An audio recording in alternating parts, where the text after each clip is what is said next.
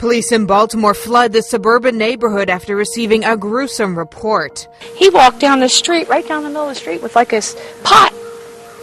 And apparently it had the head in it. This 21-year-old college student is charged with first-degree murder. Police say Alexander Kinyua admitted to killing his 37-year-old roommate, cutting him up with a knife and then eating his heart and parts of his brain. In the tranquil suburban community of Maryland, a horrifying nightmare unfolded, shattering the peace of its residents. This is the chilling case of Alexander Kinyua, a young man who committed an unspeakable act of violence against someone he considered a friend. Alexander Kinyua was a 21-year-old student at Morgan State University, known for his intelligence and ambition. Pursuing a degree in engineering, Kinyua was described as a bright and promising individual. He was well-liked among his peers and involved in various campus activities, including student government and academic clubs. Kinyua's family opened their home to Kujue Bonsafo Agye Kodie, a 37-year-old Ghanaian national who had fallen on hard times. Agye Kodie had recently lost his job as a nurse and was struggling to find stable employment. He had known Kinyua's family for some time and was seen as a friend in need of support. Agye Kodie had moved to the U.S. with hopes of a better life. Despite the setbacks he faced, he remained hopeful and appreciative of the kindness extended to him by Kinyua's family. Their home became a temporary refuge as he sought new opportunities. On May 25, 2012, Kinyua's father reported Agye Kodie missing after failing to contact him for several days. Concerned, he conducted a search of the home, starting with the basement where Agye Kodie had been staying. On May 27th, Kinyua's brother stumbled upon a ghastly sight. Among old furniture and boxes, he discovered a severed human head and torso. The dismembered body was crudely wrapped in plastic and hidden in containers. The discovery was both horrifying and perplexing. The police were called to the scene, and forensic teams quickly began their investigation. The remains were identified as Agye Kodie through dental records. The forensic analysis revealed the gruesome nature of the crime. Agye Kodie had been violently attacked and dismembered. We're here today to talk about an incident that occurred last night. Why don't you go ahead, just in your own words, tell me what happened. Last night, right before I took a shower, I was gonna go get my laundry bag. So I went down to the basement and I opened the laundry door. And I saw my blanket on top of a box. And as I was lifting the blanket up, I saw two pans for baking. And in between them was a cutting board. So I lifted up the pans, and in it I saw three different objects, and they were kind of black with some gravy substance looking at them, and it looked like hands and a head. And as soon as I saw that, I really couldn't distinguish whether it was a face or somebody's face I knew or something. But I looked at it and I stopped myself. I stopped what I was doing. I went upstairs and I asked Alex, come down here. And I asked him, what is it? And he said, don't worry about it. Don't worry about it. It's none of your business and all that stuff. And he started avoiding my question. Initially, Kinyua denied any involvement in Agye Kodie's disappearance. Can you tell me what happened tonight? Yes, last week I collected a jackal or a fox. It's like roadkill. And usually trap animals. That's what sometimes I can catch, sometimes a jackal. But this morning I saw it's like a wild dog. I can give you a description for a wild dog. That's not wild dog. It's like a coyote type. Like they have fur on it. Maybe it had like a less than an inch of fur. But my cat was outside and I just happened to be upstairs looking outside and I seen a coyote. So I figured, you know what? I remember catching that fox that was roadkill. So I figured let me gut it up and try and catch it. You realize what your brother thought though, right? Or thinks. He thinks that it's pieces of Cujo is what he thought. Oh my goodness. Did you realize he thought that? Or you didn't realize so I just said so? He said that he saw it was something that was black and then like he couldn't really describe it and he said he wasn't sure. And he mentioned it to my father and mother. Okay. Nothing about no human skull. Human what now? Skull. Like human parts or anything. Because he said there was a head and I said there's a jackal head right there. The coyote fox. and the paws and the inside. I couldn't bring the intestines in because they're already eaten. Right. So it's just parts of it. And besides, I wanted to skin it, try to make like a dream catcher. Were they parts of Cujo in it? No. Hey. The dogs that came out today, they were searching and everything. I'm sure they'll pick the site, you know. You and I and Chris, again, we're not here to get a confession from you or anything like that. One of the things that I asked you is I'm going to learn about you, right? Because let me explain why. There is psychology to that, and I'm going to tell you why. Because let's say that someone robs a bank, and I find out that this person has a wife that's dying of cancer. Is that the same as the guy that comes in wearing a mask and puts a gun in somebody's hand because he wants to go party out with that money? Or are they the same two people? The crime is a crime. Do you know what forensic science is all about? I don't believe what TV says too much about it. However, I'm aware that it's a hard thing for science. Mm-hmm. Do you believe that deoxyribonucleic acid is an indicator to identify who an individual is? You can play because you have the X and Y chromosomes, and you can also identify, the genome sequence from it. Mm-hmm. You can extract it. So you can tell the difference between the blood of a fox and the blood of a human being. Yes. What do you think the blood under your mattress showed? That's a blood from period. From period? Yeah, a woman's period. And what woman would that be? Oh, she doesn't stay anymore. It's not about the blood that was in the box. Mm-hmm. The box. That's a fox blood there. What if I told you that it wasn't? What if I told you that that was human blood? Oh, then I have to show you exactly. Was it dried up or especially? There's a little bit of both. Then either that was planted there because I did have the fox there when my father saw me there. Mm-hmm. He told me to take that out the house to my knowledge. So we take it out because it was kind of smart.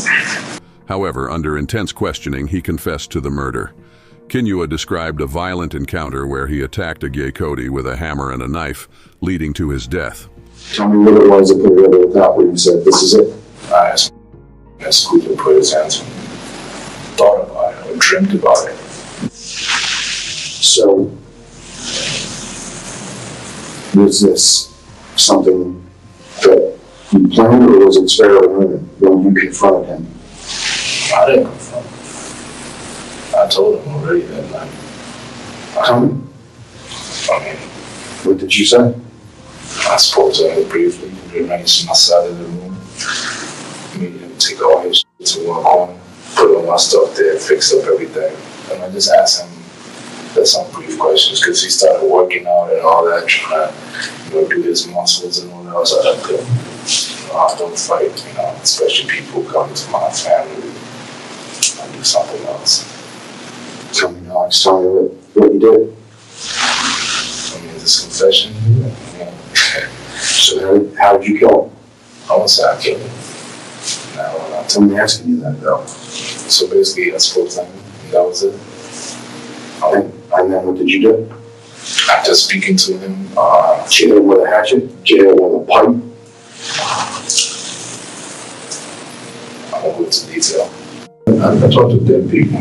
Well, right now, I'm not interested in talking to anyone down. I'm only interested in one person, and that's Alex.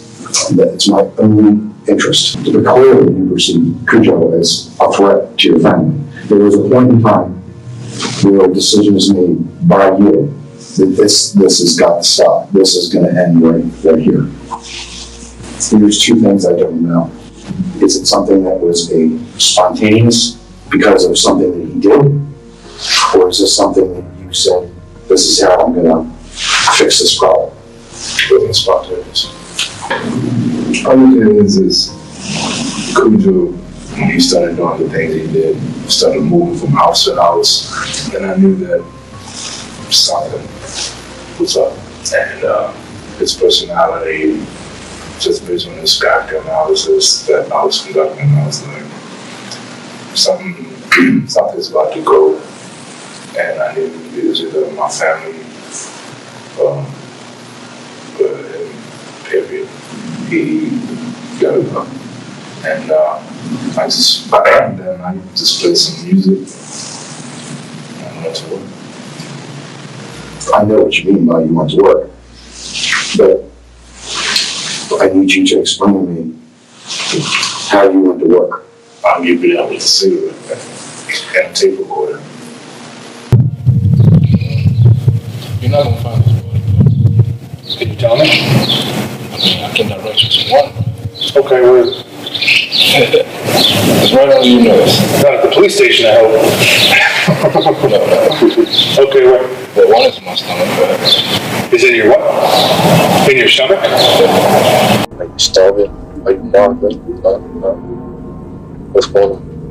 We will go eat food and we want to go eat food. What was that? The pot was hot. When did that happen? Yesterday. Yesterday? The other body parts, are they, can you give me an idea where they are? You might be able to dump. You might find them. Did you put them in the rest of the body? Is it the rest of the body itself? Or did we just cut out certain parts? Or? So that's dissected. That's dissected. So I mean, what charges am I facing right now? I mean, I'm already facing 30 years. So, what charges am I facing? What charges will you be facing? Well, from what you're telling me, you took his life, yes? Okay. So, I'm asking. I know it was rhetorical. I shouldn't have said that. Did you take his life? I mean, he's not in existence. Okay. I could have helped him fake his death. Well, obviously, that would be murder charges. I mean, you're a smart guy. I mean, you know what they're basically going to be. Let me go tell you. If you can tell me, are there pieces of Cujo in and around in or around your house? Excuse me. Is that a yes? You looking for his head? Yes. Well, his head is taken care of. Is it in the? How is it taken care of? Can you tell me any more than that? His head is. Do you have anybody at the house right now? Mm-hmm. Can you get him on the phone? Sure. Kinua's confession detailed the brutality of his actions. He explained how he had used a hammer to strike Agie Kodie multiple times before using a knife to dismember the body.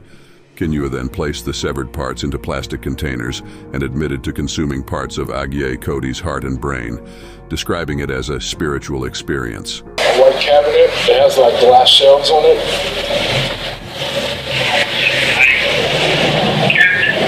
You see the white shelves? Now go to the bottom, move the box of books over there. At the bottom of the cabinet, move the boxes and open one of the shelves. Do you see a bag of charcoal? Go ahead and open it. What is it, Alex? Do you see it? Yeah, got it. Okay. What is this inside the bag? What exactly? Is that what we're looking for? That's the only part. That's the only part? After recovering Cujo's severed hands and head, the officers were set on retrieving the rest of his remains. Alex revealed that he disposed of it in the dumpster of a nearby church and went so far as to brag that the chances of recovering it were slim to none. Forensic evidence confirmed Kinua's account. The autopsy report revealed severe trauma consistent with Kinua's confession, and tests corroborated the presence of human flesh in his stomach. Kinua's mental health history was a critical aspect of the case. Friends and family described erratic behavior and signs of mental distress leading up to the murder. Kinua had exhibited increasing paranoia and unusual beliefs, which he attributed to spiritual experiences. Mental health experts testified about Kinua's psychological state. They noted that he had been diagnosed with a mental illness, but had not been receiving consistent treatment. His condition had deteriorated, leading to a breakdown in reality and a violent outburst. You open your bed, and I jerked off, and I sparked off. Got something to say, man? You can look at it on your bed. Hope you have a good night's sleep. DP on them freaks. Super freak, huh? You like them super freaks? So I got you all over your bed. Playing games with them. Those close to Kinyua reported that he had become increasingly isolated and fixated on unusual ideas.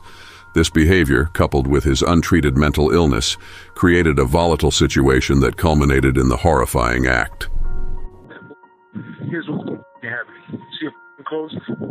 Go look in your bed. Look, I left you a surprise. Kinyua was charged with first-degree murder and cannibalism. His trial drew significant media attention due to the grotesque nature of the crime and the complexities of his mental state. The prosecution argued for a severe sentence, while the defense highlighted Kinyua's mental health issues as a mitigating factor. The trial was a painful experience for Agye Cody's family and the community. They grappled with the trauma of the murder and the public spectacle of the trial. Many struggled to come to terms with the loss and the brutal manner in which Agye Cody had been killed. In the end, Kinyua was found guilty of first-degree murder and cannibalism. He was sentenced to life in prison without the possibility of parole. The case left a profound impact on everyone involved and highlighted the urgent need for mental health intervention. Agye Cody serves as a stark reminder of the importance of mental health care and the devastating consequences of its neglect. The community mourns the loss of a man who was taken too soon, and his memory continues to be honored by those who knew and cared for him.